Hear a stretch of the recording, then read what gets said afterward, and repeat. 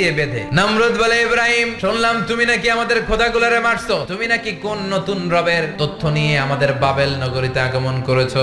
আমি ছাড়া কোনো খোদা আছে বলে তো আমি শুনি নাই। কে তোমার খোদা, কি তার পাওয়া? এবার ডায়ালগ মারা শুরু করলেন সাইয়েদনা ইব্রাহিম। আমার রব এমন রব যিনি জীবন দেয় আবার মরণও দেয়। নমরুদ বলে, তাই তোমার আল্লাহ জীবন দেয় মরণ দেয়? এবার নমরুদ ডায়ালগ মারতেছে। নমরুদ জেলখানা থেকে দুইজন ফাঁসির আসামিকে ধরে আনলো, ধরে এনে একটা ধারালো ছুরি নিয়ে প্রথম আসামির পেটের ভিতরে ধা করে ছুরিটা ভরে দিয়েছে। লোকটা ছটফট ছটফট ছটফট করতে করতে দুনিয়া থেকে বিদায়। এবার পেট থেকে ছুরিটা বের করে দ্বিতীয় আসামির পেটের মধ্যে ঢুকাতে যাবে, ধা করে। ইন দ্য মিন টাইম ঢুকায় নাই।